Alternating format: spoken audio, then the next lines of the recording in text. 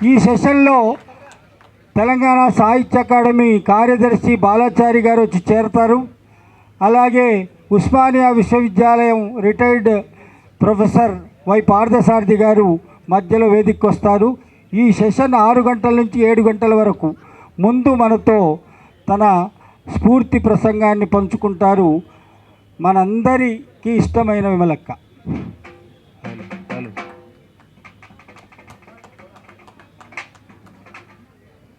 పుస్తక ప్రియులందరికీ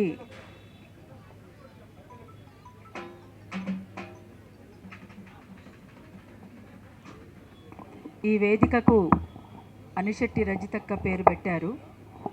జోహార్ అనిశెట్టి రజితక్కకు. మిత్రులారా, పుస్తక ప్రియులందరికీ కూడా మరొకసారి ఉద్యమాభినందనలు తెలియచేస్తూ, పుస్తకం అనేటువంటిది ఎంత జ్ఞానాన్ని ఇస్తుందో, ఆ జ్ఞానం ఎంత దోహదపడుతుందో వాళ్ళ జీవితంలో అనేటువంటి దానికి నేను కొత్తగా మీ అందరికీ చెప్పాల్సినటువంటి అవసరం ఏమీ లేదనుకుంటాను. ఇవాళ ఇక్కడ బుక్ ఫేర్ జరుగుతున్నటువంటి సందర్భంలో వాస్తవానికి అరుణోదయ సాంస్కృతిక సమాఖ్య నుంచి 50 ఏళ్ల ప్రస్థానాన్ని సమీక్షించుకొని తను చేసినటువంటి పోరాటాల్ని, తను ఎట్లా నిలదొక్కుంది, ఈ పోరాటాల్లో అరుణోదయ ఎట్లా ముందుకు సాగింది, ఎంతమంది కార్యకర్తలు పనిచేశారు అనేటువంటి విషయాన్ని ప్రస్తావించుకునేటానికి, ఒక విశ్లేషించుకోవడానికి ఒక సావనీర్ను కూడా ముందుకు తీసుకొచ్చినటువంటి సందర్భం ఈరోజు ఉన్నది.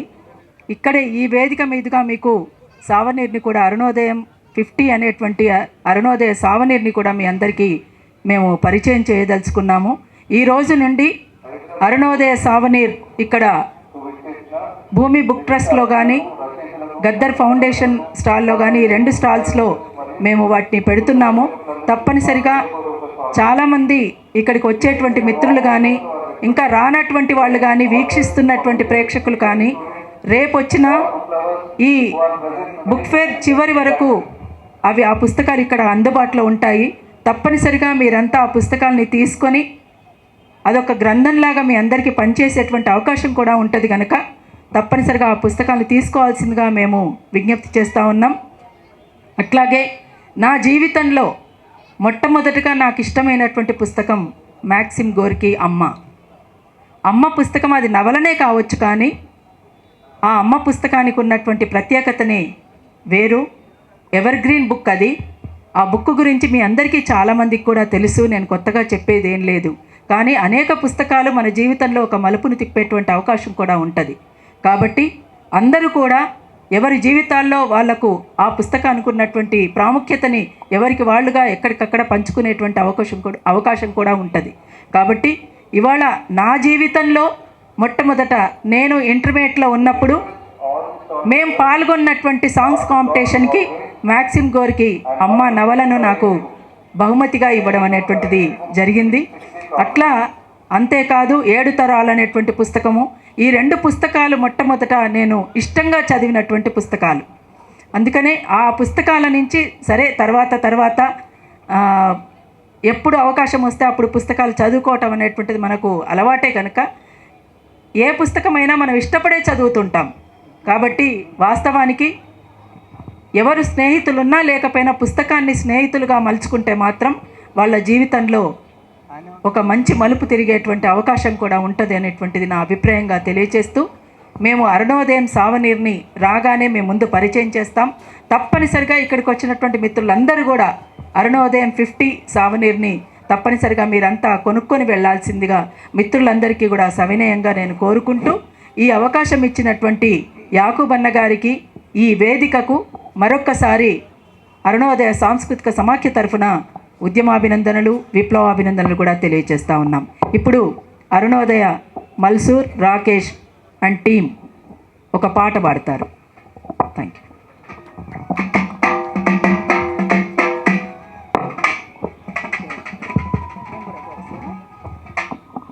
హలో. తెలంగాణలో పాటకున్న ప్రత్యేకత గురించి కామ్రేడ్ మిత్రన్న రాసిన పాట ఇది. పాటకు పట్టం గట్టిన నేల తెలంగాణ బోలో, జై తెలంగాణ బోలో. పాటకు పట్టం గట్టిన నేల తెలంగాణ బోలో, జై తెలంగాణ బోలో. పాటకు పట్టం గట్టిన నేల తెలంగాణ బోలో, జై తెలంగాణ బోలో. పాటకు పట్టం గట్టిన నేల తెలంగాణ బోలో, జై తెలంగాణ బోలో.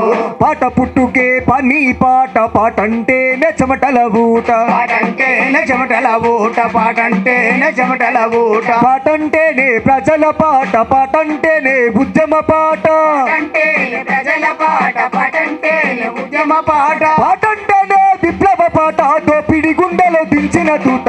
చల్ తెలంగాణ పాటు, జన తెలంగాణ పాటు, తెలంగాణ పాటు, జై తెలంగాణ పాటు. పాటకు పట్టం గట్టిన నేల తెలంగాణ బోలో, జై తెలంగాణ బోలో. పాటకు పట్టం గట్టిన నేల తెలంగాణ బోలో, జై తెలంగాణ బోలో.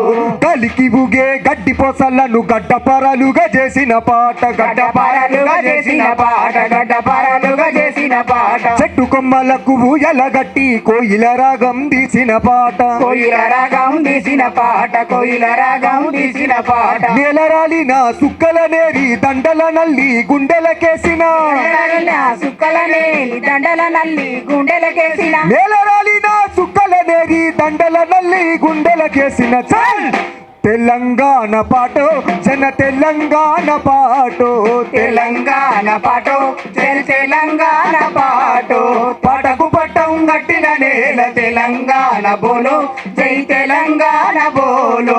తెలంగాణ సాయుధ పొరుకు సైరను దిన సమరం పాట, సైరను దిన సమరం పాట, సైరను దిన సమరం పాట. వీరుల రక్తం వృధా కాదని విత్తై మొలిచే ఎర్రని పిడికిట, జై మొలిసే ఎర్రని పీటికిట, విత్తై మొలిసే ఎర్రని పీటిట. సుత్తాల హనుమంతు పాట, బండి యాదగిరన్న పాట, హనుమంతు పాట, బండి యాదగిరన్న పాట. సుత్తాల హనుమంతు పాట, బండి యాదగిరన్న పాట. చల్ తెలంగాణ పాటు, జన తెలంగాణ పాటు, తెలంగాణ పాటు, జై తెలంగాణ పాటు. పాటకు పట్టం గట్టిన నేల తెలంగాణ బోలో, జై తెలంగాణ బోలో.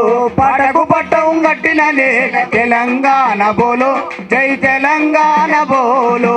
సిరిసిల్ల జగిత్యాల ఇంట జైత్రయాత్రలై సాగిన పాట, జైత్రయాతలై సాగిన పాట, జైత్రయాతలై సాగిన పాట. కత్తులు నూరి గొంతున పెడితే నెత్తురు చిందిన త్యాగం పాట, నెత్తురు చిందిన త్యాగం పాట, నెత్తురు చిందిన త్యాగం పాట. సంకెళ్ళేసి బంధిస్తుంటే స్వేచ్ఛాగాలై వీచిన పాట, స్వేచ్ఛాగాలై వీచిన పాట, స్వేచ్ఛాగాలై వీచిన పాట. విశ్వమే మేలుకున్న చోట విముక్తి కోరుకున్నది పాట, మేలుకున్న చోట విముక్తి కోరుకున్నది పాట. విశ్వమే మేలుకున్న చోట విముక్తి కోరుకున్నది పాట. చల్ తెలంగాణ పాటు, జన తెలంగాణ పాటు, తెలంగాణ పాటు, జై తెలంగాణ పాటు.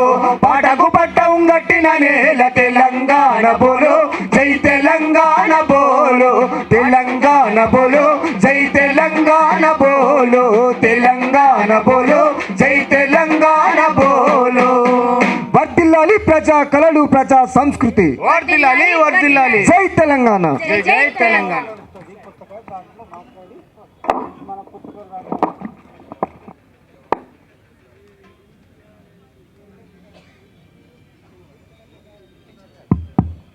ఆశీనులు గమ్మని కోరుతున్నా. ఈ సెషన్లో 6 నుంచి 7 వరకు జరగవలసిన సెషన్లో తెలంగాణ సాహిత్య అకాడమీ కార్యదర్శి బాలాచారి గారు, Osmania university professor doctor Y Parthasarathy గారిని వేదికకు ఆహ్వానిస్తున్నా. పుస్తక స్ఫూర్తికి సంబంధించినటువంటి సందేశాలు ఈ 6 నుంచి 7 వరకు జరిగేటువంటి ఈ సెషన్లో ఉంటాయి. బాలాచారి గారిని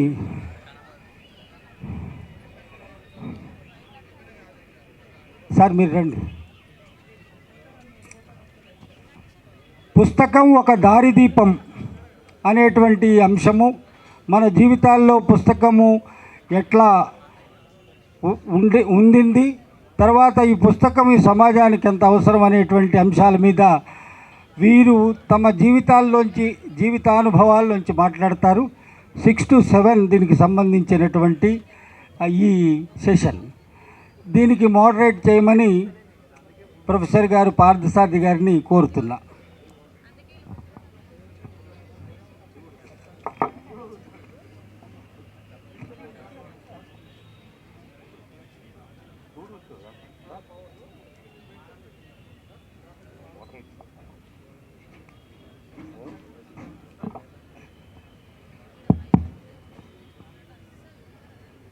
యాకూబ్ దా.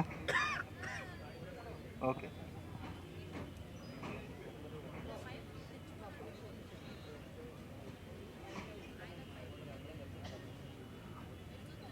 అందరికీ నమస్కారం. ఈ బుక్ ఎగ్జిబిషన్ ఏర్పాటు, దాంతోపాటుగా వివిధ విషయాల మీద చర్చ, గోష్ఠులు నిర్వహించడం, అనేక మంది కొత్త వాళ్ళకి ఇక్కడ అవకాశాలు కల్పించడం, ఇది సమాజం యొక్క వికాసానికి తప్పనిసరిగా అవసరం. ఎంతసేపు పాత వాళ్ళు పాతవి కాకుండా కొత్త వాళ్ళు రావడం, కొత్త అభిప్రాయాలు చెప్పడం అనేది ఈ రోజున ఎంతైనా అవసరం ఉంది.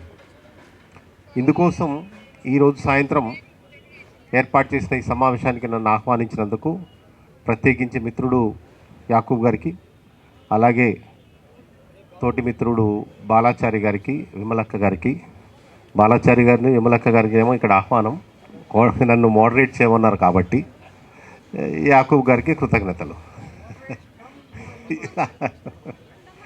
పుస్తకం అంటే ఏమిటి అనేది ఒక సమస్య నిజానికి మానవ నాగరికత వికాసంలో ఒక గొప్ప మార్పు ప్రక్రియే పుస్తకం. కథ, పుస్తకం అనేవి రెండు మానవ జాతి నాగరికతకు ప్రధానమైన మెట్లు.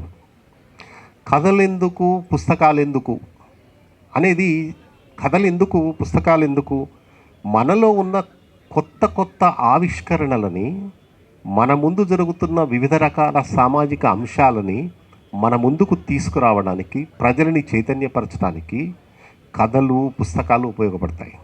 అంతేకాదు భాషని అభివృద్ధి చేస్తాయి. మనం మాట్లాడుకునే భాష, మన భావం, దాన్ని వ్యక్తపరచడం, దాన్ని అవతలి వాళ్ళు ఎలా అనుకుంటున్నారు. అలాగే పుస్తకాలంటే నాటకాలు ఉన్నాయి, లేకపోతే కథలు ఉన్నాయి, నవలలు ఉన్నాయి, అకాడమిక్ పుస్తకాలు ఉన్నాయి, చాలా ఉన్నాయి. ఒక పుస్తకాన్ని మనం తీసుకుని చదివినప్పుడు మొదటి ప్రశ్న, మళ్ళీ చదవాలని అనిపిస్తుందా అనేది మొదటిది. రెండవది, అప్పటి వరకు ఉన్న మన భావాలనేది మార్చివేస్తుందా, కొత్త భావాలు పురిగొల్పడానికి ఉపయోగపడుతుందా అనేది దీనికి సంబంధించిన రెండవ ప్రశ్న. మూడవది, మనం నేర్చుకున్న విషయాలేంటి. నేను అతిశయోక్తి కాదనుకుంటే ఒక్క చిన్న ఎగ్జాంపుల్ ఇక్కడ మీకు ఒకటి చెప్తాను. ఏంటంటే, నేను 9వ తరగతి అంటే 8వ తరగతి 9వ తరగతి 1976-77 కాలంలో ఒక పుస్తకం, ఒక ఆంధ్రప్రభలో ఒక కథ చదివాను. అప్పుడే కొత్తగా నేర్చుకుంటున్నాం, ఏదో కథ చదివాను. ఆ కథ అలా గుర్తుండిపోయింది. 2024లో ఇక్కడే రవీంద్ర భారతిలో మన బాలాచారి గారు స్టార్ట్ చేసినప్పుడు ఏదో పుస్తకావిష్కరణ సభలో అలాంటి కథను ఇంకొక ఆయన చెప్పాడు, ఈ పుస్తకంలో ఆ కథ ఉంది అని. నేను ఆశ్చర్యపోయి ఆ పుస్తకం తీసుకున్న కథ చదివితే, నేను 50 ఏళ్ల కింద చదివిన కథ, ఆ రచయిత అక్కడ ఉన్నారు. ఆ కథ చాలా అంటే ఒక 9th క్లాస్ పిల్లవాడిగా ఉన్న ఒక వ్యక్తి జీవితంలో అది ప్రవేశించి 50 సంవత్సరాలు కొనసాగింది. ఏమిటి ఆ కథ అంటే, ఒక నిరుద్యోగిగా ఉండి పని పాట లేకుండా ఉన్న వ్యక్తి ఒక మిత్రుడిని తీసుకుని వెళ్తాడు. అక్కడ చెట్టు కింద ఒక అమ్మాయి పాటలు పాడుతూ ఉంటుంది. అరే, నా ఫ్రెండ్స్ అందరికీ పాటలు పాడతాను, వినిపిస్తానని చెప్పి ఆ అమ్మాయిని రూమ్లోకి తీసుకెళ్తారు. ఆ అమ్మాయి గొంతు చాలా శ్రావ్యంగా ఉంటుంది. ఈ అమ్మాయి అందురాలు, గుడ్డిపిల్ల, తల్లిదండ్రులు లేరు, ఒక ముసలివాడు సాకుతున్నాడు, ఒక తమ్ముడు అన్నం తెచ్చి పెడతాడు. చెట్టు కింద ఉన్న వాళ్ళు ఎవరైనా డబ్బులు ఇస్తే ఆ రోజుకి ఆ మీద నడుస్తుంది. అలాంటి అమ్మాయిని తీసుకెళ్ళి ఆ అమ్మాయితో దాదాపు వీళ్ళు గంటన్నర పాడించిన తర్వాత 10 రూపాయలు ఇస్తారు.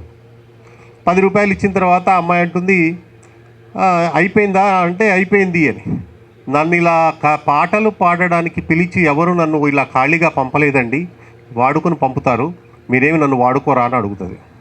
ఒక గుడ్డి పిల్లని ఒక సమాజంలో వ్యక్తులు ఎలా తీసుకెళ్తారు అనేది ఆ రాజా రామ్మోహన్ రావు అనే రాసిన కథ అనుభవం అనేది నేను మొన్న మళ్ళీ 50 సంవత్సరాల తర్వాత పుస్తకంలో చదివాను. అంటే మన ముందు జీవితంలో జరిగే అత్యంత క్రూరమైన దారుణమైన సామాజిక సంఘటనల నుంచి వచ్చేవే నిజమైన కథలు. ఇప్పుడు మీరు వట్టికోట ఆళ్వార్ స్వామి ప్రజల మనిషి చదవండి, అలా గుర్తుండిపోయే నవల అది. నేను నిజామాబాద్ బాపూజీ వచనాలయంలో చదివినప్పుడు 10th క్లాస్లో ఉన్నప్పుడు చదివినప్పుడు ఆ నవల, అరే డిచ్పల్లి దగ్గర లెప్రసీ క్యాంప్ ఉంటుందా, ఒక హాస్పిటల్ ఉంటుందా, ఇవన్నీ ఉంటాయా, దీంట్లోకి ఇలా మారుస్తారా, ఇలా పొలంలోకి వెళ్ళిపోయిన వాళ్ళు ఇలా తిరిగి వస్తారా అనేది ఆళ్వార్ స్వామి యొక్క ప్రజల మనిషి చదివినప్పుడు మన ముందు వచ్చే ఒక ప్రధానమైన అంశం. అట్లాగే భావ వ్యక్తీకరణ మన ముందు అత్యంత డామినెంట్గా కనిపించేది ఏంటంటే, ఇటీవల కాలంలో ఎవరో ఫ్రెండ్ అడిగితే నేను ఒక రివ్యూ రాయటం కోసం బంకించంద్ర చటర్జీ నావల్స్ మొత్తం చదివాను. దుర్గేష్ నందినేని ఆ నవల చాలా సినిమాలు వచ్చాయి దాని మీద, దాదాపు భారతదేశంలో ఉన్న అన్ని భాషల్లోకి అది ట్రాన్స్లేట్ అయింది. గొప్పతనం ఏంటంటే, మీరు ఆ నవల చదివితే, అది ఎప్పుడు రాశారు, 1865లో ఆయన నవల రాశాడు. ఇవాల్టికి మీరు చూసిన కనీసం ఒక 50 సినిమాలు ఆ నవలలోంచి పాత్రల్లోంచి వచ్చి ఉంటాయి. మీరు ఏ సినిమా పేరైనా చెప్పండి, హిందీ, బెంగాలీ, తమిళ్, తెలుగు, అది దానంతటా అది కూడా సినిమాగా వచ్చింది, ఒక 4 సినిమాలుగా వచ్చింది. అంటే ఒక కొన్ని పాత్రలు అలా వచ్చి ఇలా వెళుతూ ఉండడం అనేది మన ముందు ఒక డామినెంట్ అంశంగా మన ముందుకు వస్తాయి అన్నమాట. నేను మళ్ళీ తిరిగి కంటిన్యూ చేసే ముందు విమలక్క గారిని తన అభిప్రాయాన్ని ఒక 5 నిమిషాలు చెప్పనండి, మళ్ళీ మీకు సహాయిస్తాను. చెప్పారా? మిత్రులందరికీ మరొకసారి ఉద్యమాభినందనలు. వేదిక మీదకి వచ్చినటువంటి అన్నలిద్దరికీ, ఇక్కడికి విచ్చేసినటువంటి మీ అందరికీ, నేను నా చిన్నతనంలో అరుణోదయకు వచ్చినప్పుడు నన్ను వెంటేసుకొని తిరిగినటువంటి వినయ్ బాబన్న గారికి అందరికీ పేరు పేరున ఉద్యమాభినందనలు. మిత్రులారా, అన్న వారి అనుభవాలతోటి ఎట్లా పుస్తకం అనేటువంటిది మనిషి జీవితంలో ఒక భూమిక పోషిస్తుంది అనేటువంటి విషయాన్ని చాలా స్పష్టంగా చెప్పారు. అట్లనే ఇంతకుముందు కూడా నేను నా 4 మాటలు నేను పంచుకున్నాను మీతోటి. నేను ఇంటర్మీడియట్లో ఉన్నప్పుడు సాంగ్స్ కాంపిటీషన్కి ఫస్ట్ ప్రైజ్ వచ్చిందండి. అదే మళ్ళీ చెప్పబోతున్నా నేను. అదే మ్యాక్సిమ్ గోర్కి అమ్మ నవల, అట్లనే 7 తరాలు అనేటువంటి 2 పుస్తకాలు. ఆ పుస్తకాలు అప్పటికే, అంటే బహుశా సరే ఇప్పుడంటే కొంచెం ఇప్పుడున్న జనరేషన్ కాస్త స్పీడ్గా ముందుకు సాగుతున్నటువంటి జనరేషన్లో అప్పటి కాలంలో మనం లేము కాబట్టి అదే మాకు చాలా పెద్ద పుస్తకాలుగా మా జీవితంలో అవి ఉన్నాయి అని చెప్పేసి నేను చెప్పదలుచుకున్నాను. వాటిని మేము చదువుతున్నప్పుడు మమ్మల్ని మేము అమ్మ నవల్లో ఊహించుకున్నాం. అంటే అమ్మ ఏ పాత్ర పోషిస్తుంది అనేటువంటి దానికి అమ్మ నవల ఇవాళ మాకు ఉపయోగపడేటువంటి అవకాశం కూడా చాలా స్పష్టంగా మేము చెప్పదలుచుకున్నాం. అట్లనే ప్రతి అమ్మ కూడా ఎట్లా ఉండాలి, ఒక ఉద్యమాన్ని సమీక్షించుకుంటున్నటువంటి సందర్భంలో అమ్మ నవల అనేటువంటిది ఖచ్చితంగా అది ఉపయోగపడుతుంది అనేటువంటిది చాలా స్పష్టం. అట్లనే 7 తరాల్లో బానిస జీవితాలు ఎట్లా ఉన్నాయి ఏంటి అనేటువంటిది మీ అందరికీ తెలిసిందే. కానీ ఇవాళ మనసుకు ఉల్లాసం కలిగించేటువంటి పుస్తకాలు కొన్ని అయితే, ప్రతి జీవితాన్ని ముందుకు తీసుకుపోవడానికి ఉపయోగపడేటువంటి పుస్తకాలు కూడా అనేకం ఇవాళ మార్కెట్లో మనకు లభిస్తూ ఉన్నాయి. అట్లా ఇప్పుడు ఎప్పుడు బుక్ ఫేర్ పెట్టినా కానీ కొత్త పుస్తకాలు రావడం, కొత్త వ్యక్తుల పరిచయం కావడం అనేటువంటిది ఇక్కడ కొనసాగుతున్నటువంటి ప్రతి సందర్భం కూడా. అట్లా ఎప్పుడు జరిగినా ఏది జరిగినా కూడా అది రాబోయేటువంటి తరానికి ఇవాళ ఉన్నటువంటి కొత్త పుస్తకాలు కానీ కొత్త వ్యక్తులు కానీ రేపు రాబోయే తరానికి ఒక ఆదర్శంగా నిలబడేటువంటి పరిస్థితుల్ని మనకు కల్పిస్తున్నటువంటిది. అట్లనే ఇంకొకసారి మళ్ళొక్కసారి నేను చెప్పదలుచుకున్నాను ఏంటంటే, మేము పనిచేస్తున్నటువంటి నా మాతృ సంస్థ అయినటువంటి అరుణోదయ సాంస్కృతిక సమాఖ్యలో నేను 50 ఏళ్ళుగా పనిచేస్తూ ఉన్నాను. సరే, నా చిన్నతనం నుంచి కూడా అట్లా దాన్ని 25 సంవత్సరాలుగా లీడ్ చేస్తూ ముందుకు సాగుతున్నటువంటి తరుణంలో 50 ఏళ్ల పండగని మేము ఈ సంవత్సరం చేశాం. పోయిన ఈ డిసెంబర్ 24కి చేశాము. మళ్ళీ మేలో కూడా ముగింపు సభల్ని నిర్వహించుకున్నాం. అది 50 ఏళ్ల ప్రస్థానాన్ని రివ్యూ చేసుకుంటూ ఎట్లా ఉద్యమాలలో అరుణోదయ ఎట్లా నిలదొక్కుంది, ఎంతమంది కార్యకర్తలు వచ్చారు, ఎంతమంది నాయకత్వంలో పనిచేసింది, దీని ఒడిదుడుకులు ఏమిటి, ఎన్ని కష్టాలు పడింది అనేటువంటి విషయాన్ని ఒక సావనీరుగా 660 పేజీలతోటి ఒక సావనీరు మా ముందుకు ఇప్పుడు ముందుకు వస్తుంది, రాబోతుంది బుక్ ఫేర్కి. అట్లా నేను యాకూబన్న గారిని నేను అడిగాను, ఇట్లా సావనీరు కూడా వస్తుంది, అది ఒక గ్రంథంలాగా అందరికీ పనిచేసేటువంటి అవకాశం కూడా ఉంది. అంటే 50 ఏళ్ల ప్రస్థానం అంటే మామూలు విషయం కాదు. ఒక ఉద్యమంలో తన ప్రస్థానాన్ని ఎట్లా ముందుకు తీసుకుపోయింది అని చెప్పడానికి అది మన కళ్ళకు కట్టినట్టుగా మన ముందున్నటువంటి పుస్తకం. అట్లా అందులో పనిచేసినటువంటి కళాకారులు అందరూ కూడా, చాలామంది కళాకారులు ఇక్కడ ఉన్నారు, ఇంకా వాళ్ళందరి అనుభవాలే కాదు, ఇంకా ఇక్కడ లేనటువంటి వాళ్ళ అనుభవాల్ని కూడా అందులో పొందుపరచడం అనేటువంటి జరిగింది. అట్లా ఆ పుస్తకం కూడా చాలామందికి ఉపయోగపడుతుంది అనేటువంటిది నా భావన. అట్లా మీరందరూ కూడా ఆ రకంగా పుస్తకాన్ని ప్రేమిస్తే, పుస్తకాన్ని అభిమానిస్తే పుస్తకమే మనకు స్నేహితుడిగానో స్నేహితురాళ్ళగానో ఉపయోగపడుతుంది. అట్లా పుస్తకం కనుక పుస్తకంతో మనం స్నేహం చేయగలిగితే అది మన జీవితంలోనే ఒక ముఖ్యమైనటువంటి భూమికను పోషిస్తుంది అనేటువంటి దానికి చాలామంది ఉదాహరణలు కూడా ఉన్నాయి. ఇప్పుడు సార్ కూడా చెప్పారు. అట్లా నా జీవితంలో కూడా మలుపు తిప్పినటువంటివి ఆ 2 పుస్తకాలు. అట్లనే ఇప్పుడు సావనీరు కూడా అందరికీ చాలా ఉపయోగపడుతుందని చెప్పేసి కూడా తెలియజేస్తూ ఈ అవకాశం ఇచ్చినటువంటి అన్నకు మరొకసారి ఉద్యమాభినందన తెలియజేస్తున్నాను. Thank you so much. Thank you Vimalakka గారు. పుస్తకం లేకుండా నాగరిక సమాజం లేదు. పుస్తకం లేకుండా విలువల యొక్క కొనసాగింపు, విలువలని మనం ఆమోదించటం, అనుసరించటం అనేది లేదు. ఎందుకంటే కొత్త ఆలోచనలు రావటం, సమాజంలో మారుతున్న కొద్దీ కొత్త విలువలు కూడా మారుతూ ఉంటాయి. సామాజిక విలువలు కూడా ఆ సమాజం యొక్క మార్పును బట్టి కూడా మారుతూ ఉంటాయి. అట్లాగే పుస్తకాలు కూడా వస్తూ ఉంటాయి. ఒకప్పుడు నాన్నా పులి అనే ఒక కథ ఒక నైతిక విలువని మన ముందు ఉంచేది. దాన్ని మీరు ఇంకొంచెం ముందు తీసుకెళ్తే మధ్యప్రాచ్యంలో నాన్నా తోడేలు కథ చాలా పాపులర్. అది మన దగ్గర నాన్నా పులి అంటాము, వాళ్ళు నాన్నా తోడేలు కథ అంటారు. అంటే మానవ జీవితాల్లో ఇవన్నీ సాధారణంగా సర్వసమానంగా ఉండే అంశాలు. ఇవన్నీ కొన్ని మనం చిన్నప్పటి నుంచి చెప్పే నైతికత అంశాలు. అట్లాగే మిత్రలాభం, మిత్రభేదం చిన్నప్పటి నుంచి మనకు నేర్పిస్తారు.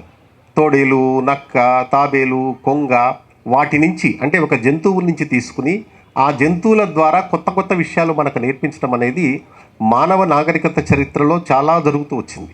అయితే ఇలా జంతువుల నుంచి నేర్పించడం మాత్రం ఒక భారతదేశంలోనే జరిగింది. మిగిలిన దేశాల్లో ఎక్కడ కూడా దీన్ని తీసుకోలేదు. ఏ చరిత్రలో చూసినా కానీ అట్లాంటిది జరగలేదు, మన దగ్గరే జరిగింది. అట్లని మనని డామినేట్ చేసిన కథలు బౌద్ధ జాతక కథలు. అసలు బౌద్ధ జాతక కథలు తెలియని వాళ్ళు ఉండరు. చందమామ అనే పుస్తకం కానీ ఇతరత్ర పుస్తకాలు కానీ, మనకు కాశీ రాజ్యాన్ని బ్రహ్మదత్తుడు పరిపాలించేటప్పుడు బౌద్ధిస్వతుడు ఈ రూపంలో పుట్టాడని చెప్పే స్టోరీస్ ఏవైతే ఉంటాయో అవి అత్యంత గొప్పగా మనని ఆకర్షించి దాంట్లో ఉండే ఒక చిన్న నైతికతని మనకు తెలియకుండా తెలియచెప్పి మనం సమాజంలో ఈ విలువల్ని ఫాలో కావాలి అని చెప్పే కొన్ని ఒక విషయాలని ఇవన్నీ మన ముందుకు తీసుకొస్తాయి. అట్లాగే సింధుబాద్ యాత్రలు, అరేబియన్ నైట్స్, మనం సింధుబాదు అతని యాత్రలకు పోవడం, మళ్ళీ సముద్రం మీదకి వెళ్ళడం, మళ్ళీ రావడం, గవేరుండ పక్షులు రావడం, వాటిట్లో కొట్లాడడం, మళ్ళీ రావడం, ఇవన్నీ ఏమి చూపిస్తున్నాయి అంటే నేను ఒక దానిని కావాలనుకున్నప్పుడు దానికోసం గట్టిగా కృషి చేయాలి. అదే ఆ తర్వాతి కాలంలో ఆల్కెమిస్ట్ పుస్తకం చూడండి. ఆల్కెమిస్ట్ పుస్తకం చూసినప్పుడు పౌలో కోయిలా దాంట్లో మొత్తం పుస్తకం అది ప్రపంచంలో బైబిల్ తర్వాత అత్యధిక భాషల్లోకి వచ్చిన పుస్తకం. అది ఆయన మొదట ప్రింట్ చేసినప్పుడు దాదాపు సంవత్సరంన్నర పాటు అసలు ఆ పుస్తకాల్లో 3 కాపీలు అమ్ముడుపోయినాయి. నెమ్మదిగా పోర్చుగల్ భాషలోంచి అది ఎంటర్ అయ్యి ఈ రోజున ప్రపంచంలో ఉన్న అన్ని భాషల్లోకి అది వచ్చింది. ఆయన ఒక గొర్రెల కాపరి ఎలా తన జీవితాన్ని కొనసాగిస్తున్నప్పుడల్లా జరిగింది ఏమిటి అనే దానికి ఆయన ఏం చెప్తాడంటే, నీవు మనస్ఫూర్తిగా కోరినప్పుడు ఈ విశాల విశ్వం నీకు తోడ్పడుతుంది అంటాడు. అంటే ఏంటి? నేను మనస్ఫూర్తిగా కష్టపడ్డప్పుడు చుట్టుపక్కల ఉన్న పరిస్థితులన్నీ కూడా నీవే మారుతూ ఉంటాయి, నువ్వు సాధిస్తావు, నువ్వు ముందుకెళ్తావు. ఈ ఆల్కెమిస్ట్ అనే ఒక చిన్న బుక్ ఎన్ని లక్షల మందికి, ఎంతమందికి అదొక గొప్ప దిక్సూచిలాగాను వాళ్ళ యొక్క మానసిక జీవితాన్ని మార్చడానికి కూడా ఉపయోగపడింది అనేది మనం దృష్టిలో పెట్టుకోవాలి. అట్లాగే కాలం గడిచిన ప్రాముఖ్యత, పురాణాలు ఇతిహాసాలు కాకుండా కాలం గడిచిపోయినా కానీ ప్రాముఖ్యత తగ్గనివి కొన్ని ఉంటాయి. విమర్శించబడతాయి, వ్యతిరేకించబడతాయి, చర్చించబడతాయి, తిరస్కరించబడతాయి, కంటిన్యూ అవుతూ ఉంటాయి. ఒకటి అంబేద్కర్ యొక్క ఎనిహిలేషన్ ఆఫ్ ద క్యాస్ట్. కులం ఉన్నంత కాలము, కులం గురించి చర్చ జరిగినంత కాలము ఆ పుస్తకం కంటిన్యూ అవుతూనే ఉంటుంది. దాన్ని ఎవరూ ఆపలేరు. ఆయన వ్యక్తపరిచిన అభిప్రాయాలు కులం మీద ఏమిటి, నువ్వు వ్యతిరేకిస్తావా, ఆమోదిస్తావా, చర్చిస్తావా, వద్దంటావా, ఒప్పుకుంటావా? కొన్ని యూనివర్సిటీస్లో గిఫ్ట్ కింద పుస్తకాన్ని ఇస్తారు, కొన్ని యూనివర్సిటీస్లో దాన్ని మాట్లాడడానికి అంగీకరించరు. ఇలా అట్లాగే ఇటీవల కాలంలో బంకించంద్ర చటర్జీ ఆనందమఠన్ నవల 150 సంవత్సరాల కింద, అంతకుముందు ఆయన ఎవరు బ్రిటిష్ వాళ్ళు కొట్టినప్పుడు కోపంతో రగిలిపోయి ఆయన బటపరా ప్రాంతానికి వెళ్ళి అక్కడ కొన్ని రోజులు ఉండి నేను ఉద్యోగం చేయని చెప్పి మానేసి నేను వీళ్ళకి ఎలా తిరుగుబాటు చెప్పాలని చెప్పి అక్కడున్న ఒక భట్టాచార్య పుస్తకం నుంచి మొదటి 4 చరణాలు తీసుకుని ఆ 4 చరణాలకి మిగిలిన 8 చరణాలు కలిపేసి కోపంతో రోడ్డు మీదకి వచ్చి పాడిన పాట వందే మాతరం. అది ఆ తర్వాత దాన్ని మారిపోయి దాన్ని హిందూయిజం అన్నారు, దాన్ని ఇంకోటి అన్నారు, దాన్ని అవునన్నారు, కాదన్నారు, వాళ్ళకు వ్యతిరేకం అన్నారు. కాంగ్రెస్ మహాసభలు వచ్చినాయి, బెంగాలీ జర్నల్లో దాన్ని రాయబడింది, మళ్ళీ తిరిగి వ్యతిరేకించబడింది. దీని గురించి పాడొద్దు, మొదటి 2 చరణాలే పాడమన్నారు. Whatever it is. కానీ 150 సంవత్సరాల తర్వాత కూడా చర్చించడానికైనా తిరస్కరించబడడానికంటే దాంట్లో ఒక ప్రత్యేకమైన అంశము అనేది సమాజాన్ని డామినేట్ చేస్తుంది అనేది కూడా కావాలి. అట్లాగే సంక్షోభకాల గ్రంథాలు ఉంటాయి కొన్ని. సమాజం మొత్తం సంక్షోభంలో వచ్చినప్పుడు మనం ఇందాక 7 తరాల పుస్తకం చెప్పాం, రూట్స్, హెలెక్స్ హేలీ, మేడం విమలక్క గారు చెప్పారు. హెలెక్స్ హేలీ పుస్తకం బైబిల్తో సమానంగా ఇంట్లో పెట్టుకుంటారు అమెరికన్ నిగ్రోస్ అంతా కూడా. ఏ రకంగా 7 తరాలైన తర్వాత ఈ అమ్మాయి హెలెక్స్ హేలీ మళ్ళీ వెళ్ళి గునియాకి వెళ్ళేసి అక్కడ తన ప్రాంతంలో ఆ మనుషులు ఎవరు, వాళ్ళకి తనకి ఉన్న సంబంధం ఏంటని చెప్పి రూట్స్ వెతకడానికి ప్రయత్నం చేయడం, అక్కడి నుంచి స్టోరీని అల్లుకుంటూ రావటం. అందుకోసం వేరియస్ డాక్యార్డ్స్కి వెళ్ళి అక్కడ ఉన్న ఫైల్స్ వెతికి ఆ ఫైల్లో ఉన్న డేట్ ప్రకారం ఆ షిప్ వచ్చిందా రాలేదా, వచ్చినప్పుడు ఎంతమంది వచ్చారు, వాళ్ళ లిస్టులో పేర్లు కింటా కొంటే ఉందా లేదా అని రాయటం. ఇవి కొన్ని సంక్షోభకాల గ్రంథాలు ఉంటాయి. అట్లాగే Charles Dickens the tale of 2 cities, French విప్లవ కాలంలో వచ్చిన ఆ గొప్ప పుస్తకం, ఇప్పటికీ తిరుగులేని పుస్తకం. అసలు మనుషుల్ని చంపడాలు, దానికోసం యంత్రాలు తయారు చేయటాలు, జైళ్లలో పడేయటాలు, సంబంధం లేకపోయినా ఉండడాలు, జైల్లో ఉన్న ఎక్కడో జైల్లో కిటికీ దగ్గరికి అనుకోకుండా ఒక వ్యక్తి తన భర్త వచ్చి అక్కడ నిలబడితే ఈ పిల్లవాడు ఇక్కడ కూర్చున్నాడు, వీడే నీ కొడుకుని చూపించుకోవడానికి ప్రతిరోజు వీళ్ళు అక్కడ కూర్చునే తల్లి. అసలు టేల్ ఆఫ్ 2 సిటీస్ యొక్క గొప్పతనం ఏంటంటే ఫ్రెంచ్ విప్లవం అని చెప్పేసి మనం చెప్పుకుని మనం మాట్లాడుకునే అంశాల వెనక ఎంతమైన కఠినమైన క్షోభ, వాళ్ళ యొక్క పడ్డ కష్టాలు, మరణాలు, హత్యలు ఎన్ని జరిగినాయి అని చెప్పేది ఇంకొక విషయం. అట్లాగే ఎక్సోడస్ అని ఇంకొక పుస్తకం 1956లో వచ్చింది. అది 1948 ఇజ్రాయెల్ ఏర్పడినప్పుడు పలస్తీనా ఇజ్రాయెల్ యొక్క గొడవకు సంబంధించి వచ్చిన అత్యంత గొప్ప పుస్తకం ఎక్సోడస్. పాలస్తీనా జ్యూస్ వీళ్ళ గొడవ ఇవాటికి చూస్తున్నాం కదా, మా యుద్ధములు అవుతున్నాయి. వీళ్ళ పలస్తీనా, అప్పుడే పలస్తీనానే ఉంది, ఇజ్రాయెల్ లేదు. ఆ తర్వాత ఇజ్రాయెల్ వచ్చింది 1948 తర్వాత. వీళ్ళకి సంబంధించిన ఎక్సోడస్ పుస్తకం చదివితే పిల్లల యొక్క మానసిక స్థితి ఎంత మెచ్యూర్గా అవుతుంది అనేది నా అంతటా నేను చాలామంది పిల్లల్ని చూశాను. 9th క్లాస్ 10th క్లాస్ పిల్లలు కనుక ఆ పిల్లవాడికి మీరు ఆ పుస్తకం చదివిపిస్తే మానవ చరిత్ర అనేది ఇంత రక్త చరిత్ర, ఇంత దోపిడీకి గురై ఉంటుందా, ఇన్ని రకాల కష్టాలు ఉంటాయా, జాతులు నిర్మూలించే పరిస్థితి ముందుకు వస్తుందా అనబడి చెప్పే ఒక విషయం అనేది ఎక్సోడస్ మన ముందుకు తీసుకొస్తుంది. ఇవన్నీ కూడా మనం డిస్కస్ చేసినప్పుడు ఏంటంటే పుస్తకం అంటే ఏంటి, పుస్తకం అంటే ఏదో ప్రేమ, ఆనందము, పాట, దయ కాదు. క్రూరత్వం, యుద్ధాలు, తెగలు, రక్తాలు, నశించటాలు, కొట్లాడుకోటాలు, ద్వేషాలు, జుగుప్సలు ఒకటి కాదు, విరక్తులు, విరహాలు, ఇవన్నీ కలిస్తేనే పుస్తకం అవుతుంది. ఇవన్నీ మానవ జీవన విధానంలో భాగాలు కాబట్టి ఆ భాగాలను అవి ప్రస్ఫుటించినప్పుడు, అవి బయటకు చెప్పినప్పుడు మాత్రమే అది పుస్తక రూపంలో బయటకు వస్తుంది. సో నేను బాలాచారి గారిని కూడా ఆయన ఒపీనియన్ కూడా పుస్తకం గురించి ఒకసారి తెలుసుకుంటాను. Thank you sir. అందరికీ నమస్కారం. పుస్తకం అంటే ప్రొఫెసర్ పార్థసారథి గారు చెప్పినంత వైడర్ వ్యూ నాకు లేదు, కానీ నాకు నిన్న యాకూబ్ గారు ఫోన్ చేసి ఇట్లా పుస్తకం దారిదీపం అనేటువంటి ఒక చిన్న లైన్ ఇచ్చి మరి దీని మీద మాట్లాడాల్సి ఉంటుంది, మీరు ఉన్నారు అందులో అని అన్నారు. అప్పుడు నేను ఆలోచించాను, ఈ పుస్తకం అనేటువంటిది దారిదీపం కింద నాకు ఏ విధంగా సహాయపడింది అనేటువంటిది ఒక్కసారి నేను వెనక్కి వెళ్ళి నేను ఒకసారి ప్రశ్నించుకున్నాను. అంటే ఎక్కడో మారుమూల పల్లెల్లో సాధారణంగా మీరున్న అందరం కూడా అక్కడి నుంచి వచ్చిన వాళ్ళమే. అక్కడి నుంచి ఇప్పుడు ఉన్నటువంటి సాహిత్య అకాడమీ కార్యదర్శి వరకు ఎక్కడెక్కడ ఈ పుస్తకం నాకు ఉపయోగపడింది. అంటే అకాడమిక్గా ఉన్నటువంటి పుస్తకాలు చదవడం, ప్రశ్నలు జవాబులు మార్కులు కాకుండా, పోటీ పరీక్షలే కాకుండా ఇంకా వేరువేరు ఏ విధంగా ఉపయోగపడ్డది వేరువేరు స్థాయిలలో అనేటువంటిది ఒకసారి నేను ఆలోచించాను. అయితే పుస్తకం అంటే మాకు పుస్తకం అంటేనే తెలియదు. ఊర్లలో ఇంట్లో ఎవరు చదువుకున్న వాళ్ళు లేరు, నిరక్షరాస్యులు, పేరెంట్స్ లేరు. మరి అటువంటప్పుడు మనకు దారి చూపేది ఎవరు అంటే పుస్తకాలు. నాకు ఇంకొక ఎలిమెంట్ ఏంటంటే స్నేహితులు. ఈ రెండింటిని పట్టుకొనే మనం ఇక్కడ దాకా వచ్చాం. ఊర్లో చదివినటువంటి తెలుగు మీడియం స్కూల్ నుంచి ఒక యూనివర్సిటీలో పిహెచ్డి చేసేటువంటి స్థాయి వరకు, ఒక ఎంతో కొంత ఒక స్థాయిలో ఉండేటువంటి ఉద్యోగం వరకు చేరుకోగలిగామంటే అది పుస్తకమని మనము చెప్పొచ్చు. కానీ ఇవన్నీ ఎవరికి తెలియని కావు. కానీ ఒక్కొక్కరిది ఒక్కో రకమైనటువంటి బ్యాక్గ్రౌండ్ ఉంటుంది. మరి అందులో ముఖ్యంగా నేను ఎక్కువగా ఇప్పటి పిల్లలు లేకపోతే వీళ్ళందరినీ నేను ఎక్కువగా ఎంత కంఫర్ట్ జోన్లో ఉన్నా కానీ ఎందుకు చదవలేకపోతున్నారు, ఎందుకు వీళ్ళకు ఇంత అశ్రద్ధ అనేటువంటిది ఎక్కువగా నన్ను వేధిస్తుంటుంది. రెండవది, ఇన్ని పుస్తకాలు చదువుతున్నారు కదా, బైబిల్కి ఇష్టపడే చదువుతారు, ఖురాన్ చదువుతారు, రామాయణము, మహాభారతము. మరి వీళ్ళందరూ కూడా చదివిన వాళ్ళు చాలా కోట్లల్లో ఉంటారు. కానీ మరి సమాజంలో మరి ఇంకా ఇంత అకృత్యాలు ఇవన్నీ ఎందుకు ఉంటాయి? పుస్తకం నేర్పిస్తుంది కదా మనిషికి. అటువంటిప్పుడు నిజంగా పుస్తకం అనేటువంటిది మనిషిని మారుస్తుందా, ఏమైనా మార్పును తీసుకొస్తుందా అనేటువంటిది ఎక్కువగా నన్ను ప్రశ్నిస్తుంటుంది.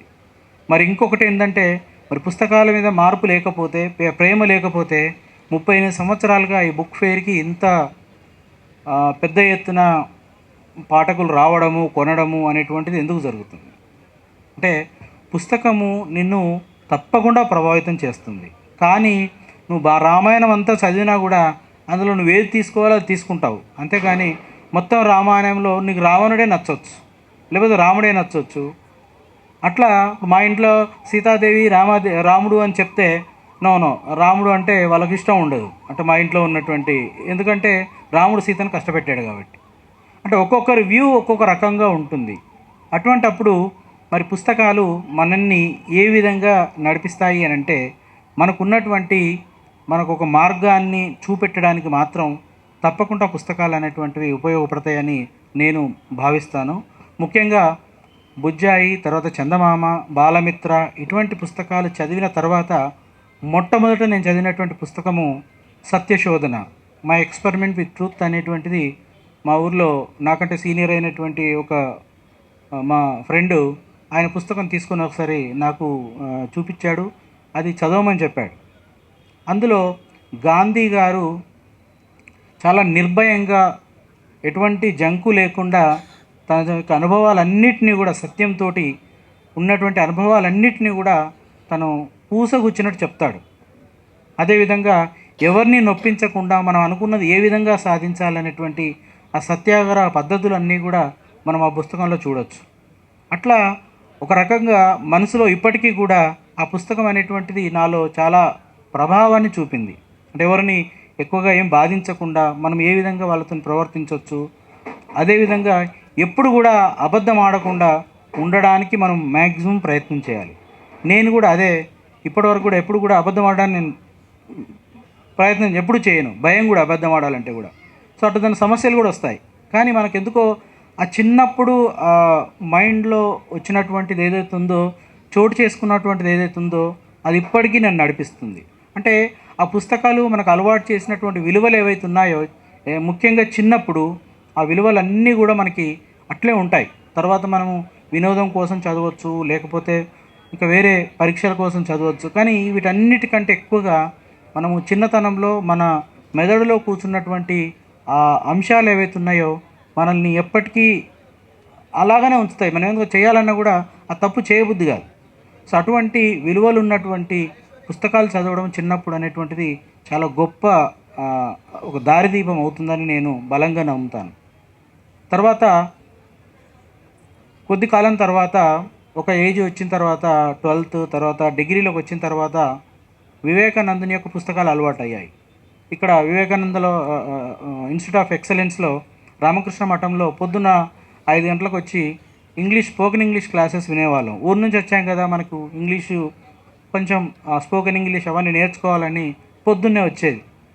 అప్పుడు రామకృష్ణ వారి పుస్తకాలు, వివేకానందుని పుస్తకాలు అవన్నీ కూడా యువతరాన్ని ప్రోత్సహించే విధంగా మనలో మనకు ధైర్యం ఉండాలి, మన మీద మనకు నమ్మకం ఉండాలి, బలహీనమే నీ మరణము, బలమే నీ జీవితం అనేటువంటి ఆ కొటేషన్స్తో ఇచ్చేటువంటి బాగా నచ్చాయి. అంటే డిగ్రీలో ఉన్నప్పుడే ఏదో ఒకటి చేయాలి, ఏదో ఒకటి సాధించాలి, ఏం చదవాలో అనేటువంటి స్పష్టంగా లేకపోయినా బట్ ఏదో ఒకటి చేయాలి అనేటువంటిది ఎప్పుడు మనల్ని అంటే అలర్ట్గా ఉంచేది. ఒకవేళ ఒక సినిమా పోదామన్నా కూడా అరే టైం వేస్ట్ అవుతుందేమో అనిపించేది. లేకపోతే ఇంకేమైనా ఫ్రెండ్స్ తోటి బాతుకాన్ని కొట్టాలన్నా కూడా అరే మీరు మాట్లాడుకోండి మేము చదువుకుంటాం. అటువంటి ఒక ఆ మైండ్లో ఇన్కల్కేట్ చేసినట్టు అంటే మైండ్ అంతా కూడా అట్లా ట్రైన్ అయ్యి మనల్ని ఒక మంచి మార్గంలో నడపడానికి పుస్తకం అనేటువంటిది నాకు ముఖ్యంగా దారి చూపింది.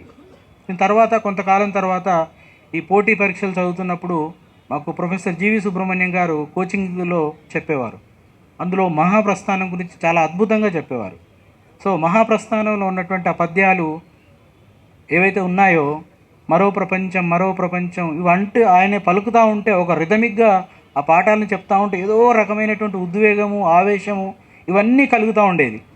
మరి అవి కూడా మనల్ని ఎప్పుడూ ఆవేశంగా ఉండడానికి, మంచి సన్మార్గం వరకు మన బలాన్ని మన శక్తిని ఉపయోగించడానికి అవి నిజంగా ఉపయోగపడినవని చెప్పొచ్చు. ఇలా జీవితంలో ఈ పుస్తకాలు అనేటువంటివి ప్రతి స్టేజ్లో ఒక్కొక్క రకమైన పుస్తకం ఒక్కొక్కరికి అవసరం ఉంటుంది. ఒక బాధలో ఉన్నప్పుడు ఒక రకంగా, సంతోషాన్ని మనం కావాలనుకున్న ఒక వినోదాత్మకమైనటువంటి పుస్తకము, ఎండమూరి పుస్తకాలు కావచ్చు, యుద్ధనపూడి సులోచనారాణి కావచ్చు, మళ్ళీ ఇట్లా చాలా పుస్తకాలు అప్పటి స్థాయిలో చదివినటువంటి పుస్తకాలు ఏవైతే ఉన్నాయో మన మెదడు మీద చాలా ప్రభావాన్ని చూపాయి. అదేవిధంగా అవి ఇప్పటికీ కూడా మనకి ఆసక్తి ఉంది. ఆ ఆసక్తి వల్లనో ఏమో నేను అదృష్టవశాత్తు మళ్ళీ సాహిత్య అకాడమీ కార్యదర్శిగా రావడము, ఈ కార్యదర్శిగా వచ్చిన తర్వాత పూర్తిగా పుస్తకాలతోటే ప్రయాణము, మంచి సాహితీవేత్తలతోటి పరిచయాలు, ఈ పుస్తకాల్ని నిజంగా అంటే నేను ప్రేమిస్తున్నటువంటి ఒక అవకాశాన్ని నాకు ఈ అకాడమీ నాకు కల్పించడం ద్వారా కూడా ఈ పుస్తకాలలో నేను మునిగి తేలుతున్నాను. కాబట్టి ఈ పుస్తకాల యొక్క ఆ జర్నీ, ఆ దారిదీపం అనేటువంటిది అంటే మనం చీకట్లో ఉన్నప్పుడు ఆ దీపాన్ని వెలుగును చూపించే విధంగా మనల్ని తప్పకుండా ప్రయాణం చేస్తాయని నేను బలంగా నమ్ముతాను.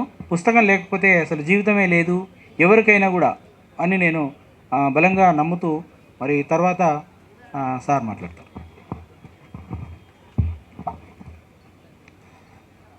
అట్లాగే కొన్ని పుస్తకాల్లో రచయితలు వాళ్ళు వ్యక్తపరిచే భావాలు, ఉదాహరణకి ఫ్రెంచ్ నవల మాబీ డిక్ అని ఉంది.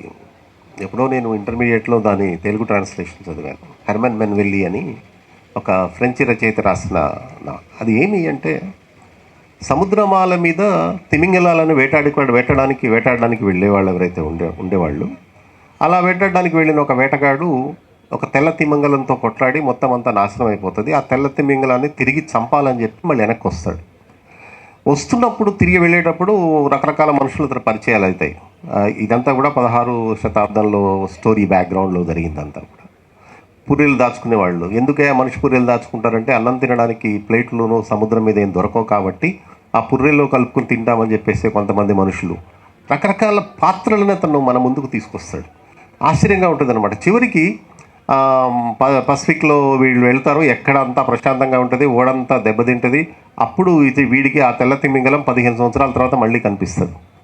ఎలా గుర్తుపడతాడు అంటే అప్పుడు అతను విసిరేసిన బల్యం ఏదైతే ఉంటుందో ఆ బల్యం కొన విరిగిపోయి దాని మీద అప్పటికీ ఉంటుంది, అలాగే పాచి బట్టి నాచు బట్టి అది బట్టి అది వీడిని గుర్తుపడుతుంది, ఇది వాడిని గుర్తుపడతాడు. మొత్తానికి యుద్ధంలో వీడు గెలుస్తాడు, బయటపడతాడు, దాన్ని చంపేస్తాడు, దాని కన్నులో పొడిచి వెనక్కి వస్తూ చివరిలో అనుకునే మాట ఏంటంటే, ఏమిటిది, సమాజానికి దూరంగా ఎక్కడో పసిఫిక్ సముద్రంలో బతుకుతున్న ఈ తిమింగలాలన్నింటినీ మనం చంపడానికి వెళ్ళి వాటి కొవ్వును తీసుకొచ్చి ఆ కొవ్వుని కొవ్వొత్తుల్లాగా తయారు చేసి ఆ కొవ్వొత్తుల్ని మనం వాటికన్లో దేవుడి ముందు వెలిగిస్తామా?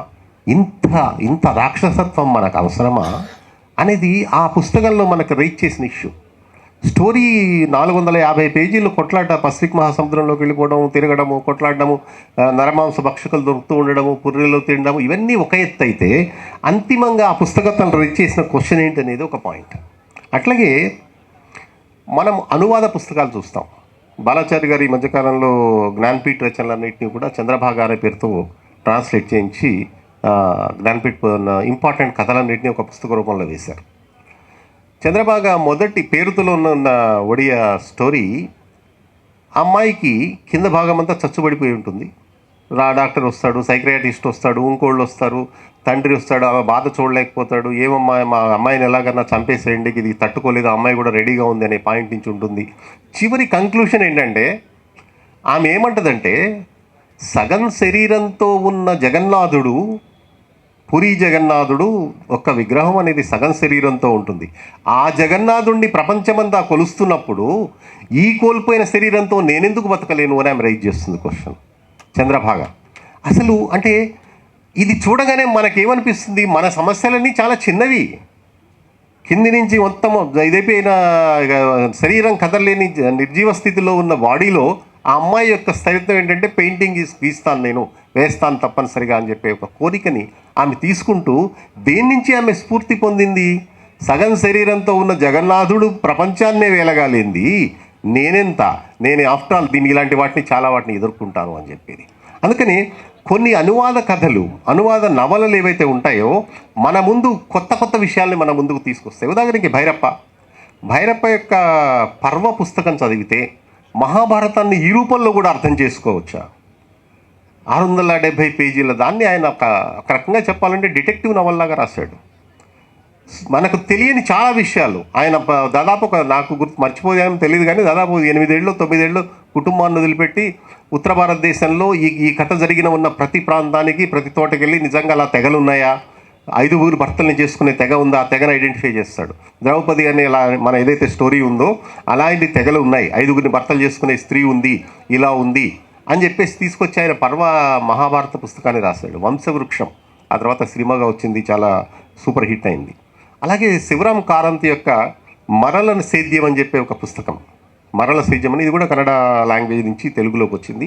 ఇవి చాలా అసలు మనం చదివిన తర్వాత ఒక 3 తరాల కాలంలో జరిగిన ఘటనల్ని వాళ్ళు ఎక్స్ప్రెస్ చేసే పద్ధతి, కుటుంబాల్లో జరిగే విషయాలు, వేటిని దాచిపెడతారు, వేటిని కాపాడతారు, వేటిని బయట పెడతారు, అంతా జరుగుతుంది. లోపలంతా పెద్ద సుడిగుండాలు జరుగుతున్న బయటకు వచ్చి చాలా ప్రశాంతంగా నవ్వుతూ వ్యక్తులతో ఎలా మాట్లాడుతూ ఉంటారు, ఇవన్నీ మనం నేర్చుకోవాల్సినవి. అందుకే పుస్తకం చేయడం, కథ చెప్పడం ఒక కళ.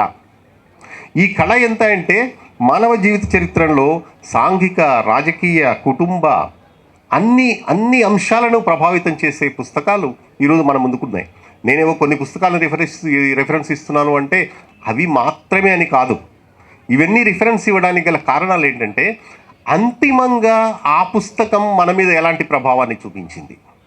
నేను మొదట మాట్లాడుతున్నప్పుడు చెప్పినప్పుడు మీరు ఇంకొకళ్ళకి చెప్పగలరా, మళ్ళీ చదవగలరా? ఇప్పటికీ కన్యాశుల్కాన్ని ఒక 200 సార్లు చదివిన వాళ్ళు ఉన్నారు. నాకు తెలిసిన వాళ్ళు. అట్లాగే ఆల్కెమిస్ట్ని రోజు ఎంతో కొంత చదివే వాళ్ళు ఉన్నారు. పాలో కోయిల్లా పుస్తకం ఆల్కెమిస్ట్ని ప్రతిరోజు ఒక పాయింట్ తీసుకుని చదివే వాళ్ళు ఉన్నారు. దీనికి గల కారణం ఏంటి అంటే, అలాగే ఇప్పుడు మన తెలంగాణ పబ్లిక్ సర్వీస్ కమిషన్ చైర్మన్గా ఉన్న బుర్రా వెంకటేశం గారు గెలుపు పిలుపు ద సెల్ఫీ ఆఫ్ సక్సెస్ అని తెలుగులో గెలుపు పిలుపుని వచ్చింది. ఐ థింక్ అమెజాన్ హిస్టరీలోనే ఒకటే రోజు 2500 కాపీలు అమ్ముడుపోయిన చరిత్ర సృష్టించింది. ఏమిటది? నిర్భాగ్యులు, వేదనతో ఉన్నవాళ్ళు, కష్టాల్లో ఉన్నవాళ్ళు, జీవితంతో అంతా నాశనం అయిపోయిన వాళ్ళు ఉన్నట్టుండి దానిలోంచి నేర్చుకుని తిరిగి పై స్థాయికి ఎలా వెళ్ళారు, అది వాళ్ళ గురించి ఆయన బ్రీఫ్ ఎక్స్ప్లెనేషన్ ఇచ్చుకుంటూ వచ్చాడు. అది ఒక అంటే ఇట్స్ ఏ హిందీలో కానీ, తెలుగులో కానీ, తమిళ్లో కానీ చాలా భాషల్లో అది ట్రాన్స్లేట్ అయిపోయింది. అందుకే ఒక పుస్తకం రాయటం అనేది ఒక కళ.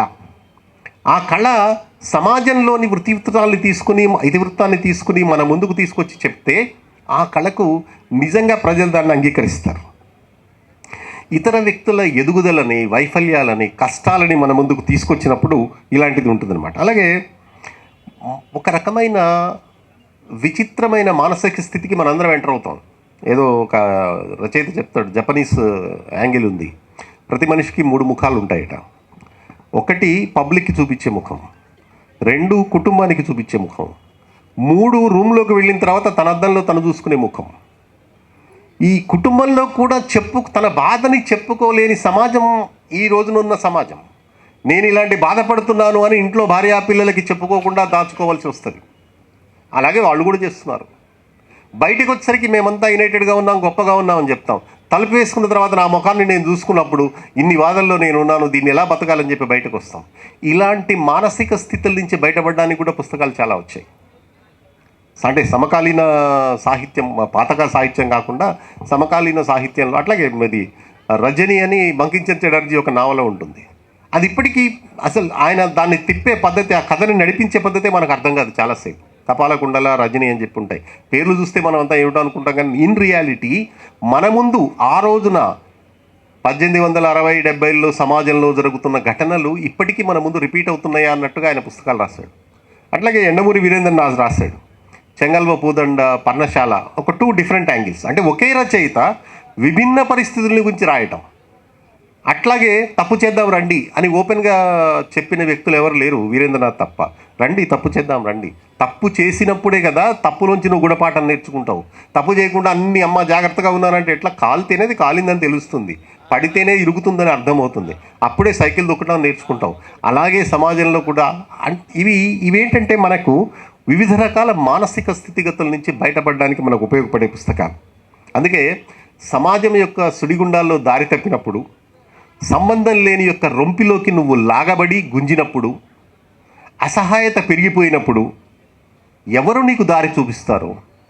మంచి పుస్తకం దారి చూపిస్తుంది. అందుకే పుస్తకం ఒక వయాసిస్. ఒక ఎడారిలో నువ్వు కొట్టుకుపోతున్నప్పుడు ఒక పెద్ద రిలీఫ్ ఒక పుస్తకాన్ని ఇస్తుంది. పుస్తకం అంటే చాలామంది దృష్టిలో ఏంటంటే ఒక నవల అనగానే అమ్మయ్య, పేర్లు చెప్పడం బాగుండదు కానీ కొన్ని రకాల రచయితలు రాసిన నవలలన్నీ ప్రేమ సక్సెస్ అయిపోయింది, చివరికి కుటుంబాలన్నీ కలిసిపోయినాయి, చివరికి అందరూ కలిసిపోయారు. అవి కాదు. సక్సెస్ అయిన మీరు కొన్ని చూడండి. దేవదాసు, భగ్న ప్రేమికుడు, చేతగానివాడు, తన నిర్ణయాలు తీసుకోలేనివాడు, తను ఒక నిర్ణయం అనుకున్నా చెప్పలేనివాడు. ఎందుకని అవి సూపర్ హిట్ అయినాయి? ఎందుకు గొప్పగా అయినాయి?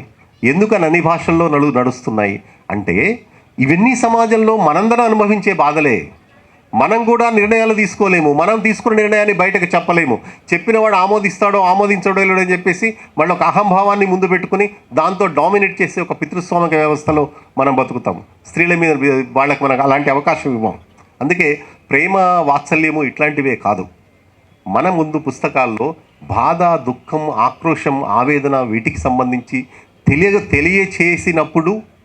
తెలియపరిచినప్పుడే ఆ పుస్తకం సామాజిక విలువల్లో ఒక ప్రధానమైన విలువగా మన ముందు ఉంటుంది. సో కంక్లూడ్ చేయమని మీరు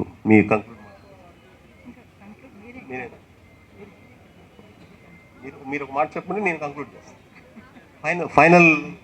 ఓకే, థ్యాంక్ యూ. అందుకనే పుస్తకానికి ఉన్నటువంటి ప్రాముఖ్యతను దృష్టిలో ఉంచుకొని మేముగా ఒకటి రంగవల్లి విజ్ఞాన కేంద్రం అని కూడా మేము వేములవాడలో ఒకటి ప్రారంభించాము. అక్కడ ఉన్నటువంటి అంటే ఆ ప్రాంతమే కాదు ఇంకా మిగతా ప్రాంతాల నుంచి కూడా వచ్చేటువంటి వాళ్లకు అది ఒక దిక్సూచిలాగా పనిచేయాల్సినటువంటి అవసరం కూడా ఉంటుందని భావించి అందులో అన్ని రకాల సమాజానికి ఉపయోగపడేటువంటి పుస్తకాలు. రంగవల్లి అంటే ఎట్లా తను ఉస్మానియాకి ఎట్లొచ్చింది, ఉస్మానియా నుంచి ప్రజా ఉద్యమాల్లోకి ఎట్లా పోయింది, అసలు తను ఏం ఆలోచించింది అనేటువంటి దాని నుంచి మొదలుకొని అసలు తన జ్ఞానాన్ని ఎట్లా పెంపొందింప చేయాలి, అట్లా తను ఆలోచించినటువంటి తీరులో ఆ పుస్తకాలను ఎట్లా ముందుకు తీసుకుపోవాలనేటువంటి దానికోసం రంగవల్లి విజ్ఞాన కేంద్రంతో మేము ముందుకు తీసుకుపోవాలని అనుకుంటున్నాము. అట్లనే మా నుంచి వెలువడినటువంటి పుస్తకాలు కూడా కొన్ని ఉన్నాయి. అంటే కోవిడ్ టైంలో ఎట్లా అసలు ఎక్కడ కూడా దేనికి పని ఉందా లేదా అనే తర్వాత అంశం, కానీ వంటిళ్ళకు మాత్రం పని ఉన్నది. అట్లా ఫుడ్ కాన్షియస్ అనేటువంటిది ఎట్లా పెరిగింది అందరికీ అనేటువంటి దానిపైన ప్రకృతి వ్యవసాయము, బహుజన బతుకమ్మ అని, ఇంకోటి నల్లమలలో యురేనియం తవ్వకాలకు నిరసనగా దాన్ని ఎట్లా అసలు యురేనియం తవ్వకాలతోటి ఏ ప్రాంతం ఎంత నష్టపోతుంది, అక్కడి నుంచి తంగెడు పువ్వు ఎట్లా మనకు వచ్చింది అందింది, 1000 సంవత్సరాల క్రితం తంగెడు పువ్వు పుట్టుకనే నల్లమలలో అనేటువంటిది అట్లా ఆ పుస్తకం కానీ, ఇంకా మల్లమ్మ అనేటువంటి ఒక పుస్తకము, కైతల కవాతు అనేటువంటిది మిత్ర సాహిత్యం, ఇట్లా అనేక రకాల పుస్తకాలని మేము తీసుకురావడం అనేటువంటిది జరిగింది. అంటే ఈ పుస్తకాలతోటి ఒక సరే మాకు తెలిసిన పద్ధతిలో ఈ పుస్తకాల ద్వారా కొంతలో కొంతనైనా వాళ్ళలో మార్పు తీసుకురాగలుగుతాం కదా అనేటువంటి ఆలోచనతో మేము మీ ముందుకు తీసుకొచ్చేటువంటి పుస్తకాలు. ఈ పుస్తకాలన్నీ కూడా ఇప్పుడు బుక్ ఫేర్లో మీ అందరికీ అందుబాటులో ఉన్నాయి. తప్పనిసరిగా పుస్తకాన్ని ప్రేమిద్దాం, పుస్తకాన్ని స్నేహితులుగా చూద్దాం. అట్లనే ఈ బుక్ ఫేర్లో ఉన్నటువంటి పుస్తకాలన్నింటినీ కూడా అందరూ అందుబాటులోకి తీసుకోవాల్సిందిగా మరొక్కసారి మా వైపు నుంచి కూడా 2 మాటలు చెప్పి నేను ముగిస్తున్నాను. Thank you.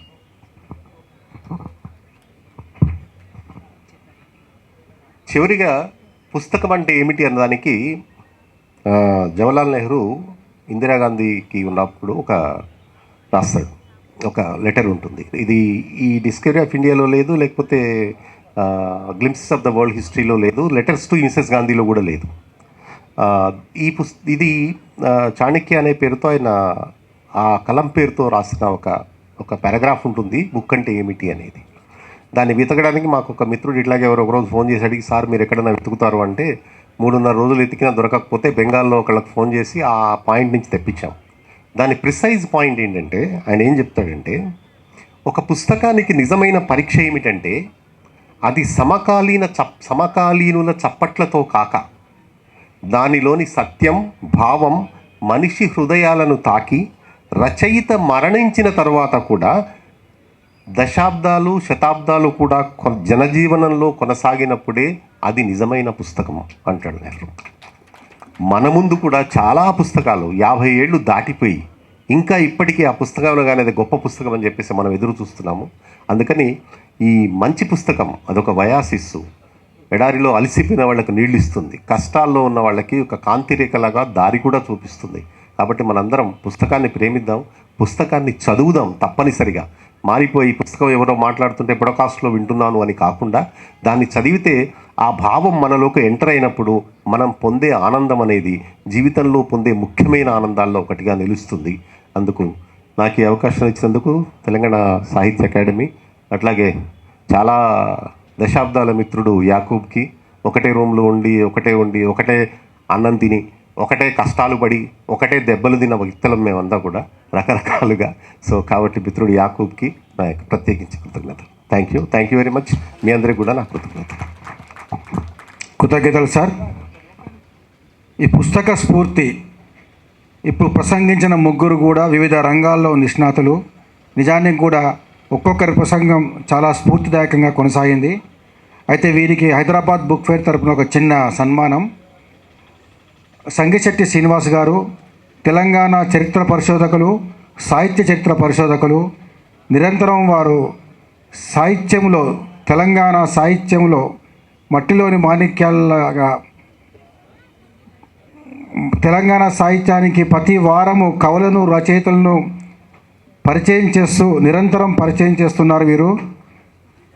వీరు తెలంగాణ భాషా సంస్కృతి శాఖకు సలహాదారులు కూడా వీరిచ్చే ఒక చిన్న సన్మానం.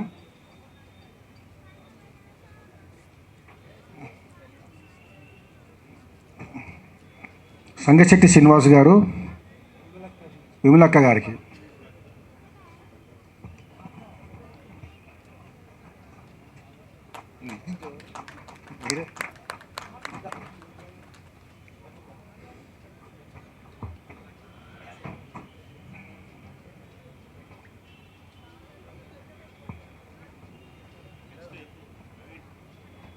సార్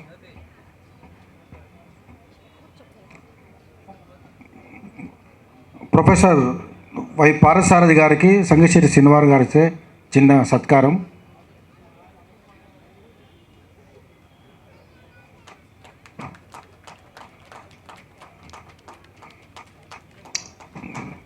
డాక్టర్ బాలాచారి గారు, వీరు కార్యదర్శి తెలంగాణ సాహిత్య అకాడమీ.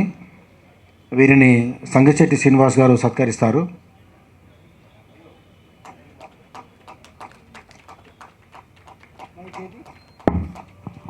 ఇక్కడ ఒక విషయం గుర్తు చేయాలి. గత 35 ఏళ్ళుగా ఈ డ్రెస్ కోడ్ నేను పాటిస్తున్నాను. ఈ లాల్చి దీన్ని మొట్టమొదటి ఇటువంటి లాల్చీనే నాకు ఇచ్చింది ఈ పార్థసారథి గారే. మేమంతా A44లో ఉండేవాళ్ళం. తను 85 నుంచి మా స్నేహము. ఆయన ప్రొఫెసర్గా రిటైర్ అయిన ఇవాళకి ఆ స్నేహమే. నేను కలిసిన అతి మంచి, తర్వాత భవిష్యత్తు మీద అపారమైన నమ్మకం ఉన్న మనిషి. అటువంటి మనుషుల్ని ఒక దగ్గర కుప్పపోస్తే దాంట్లో ఉండే పార్థసారథి గారు. ఆయన ఈ వేదిక మీద ఉన్నారు. Thank you sir. Thank you for me. ఈ లాల్చి నేను వర్క్ చేసుకోవడానికి జేఎన్యూ వెళ్తే జేఎన్యూలో కొనుక్కున్నాను. కొనుక్కుని వచ్చి వేసుకుని ఉస్మానియా యూనివర్సిటీలో తిరిగేవాడిని. అప్పుడు నేను లేకుండా నన్ను చూసి ఈయన వేసుకుని తిరుగుతుండేవాడు నా రూమ్లోంచి. ఒకరోజు వేసుకుని నాకు ఎదురయ్యాడు. ఇక నువ్వే ఉంచుకోని అప్పటి నుంచి ఈ లాల్చి అలా కంటిన్యూ అవుతుంది. Thank you.